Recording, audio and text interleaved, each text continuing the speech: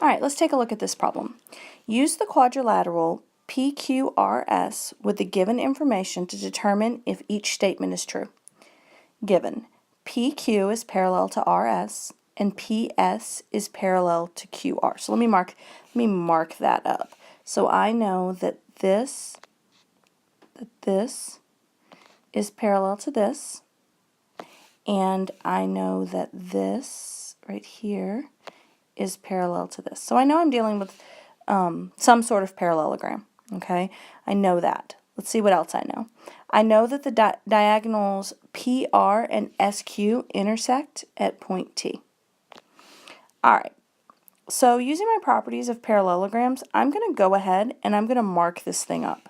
Okay, I know that this angle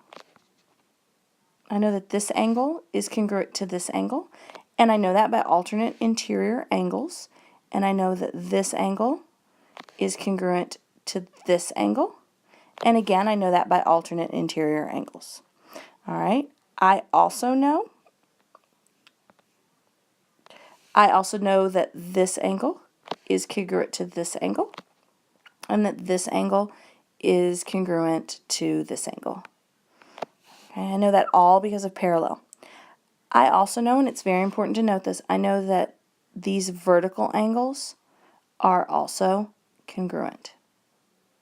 Okay, so I'm looking at this and I can see that QRT, okay, so again, QRT and QPT, I can tell that they don't match up in angles. Because if I'm looking at this, I see that inside of QRT, I see that I have two oranges over here, but I only have one over here.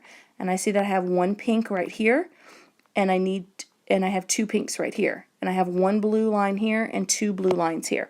So it doesn't matter that I don't know my side lengths here. I can say that they're not congruent because in order for two triangles to be congruent or similar, they have to have the same angle measures. These guys have non-congruent angles. So I don't have to go any further with that, okay? Non-congruent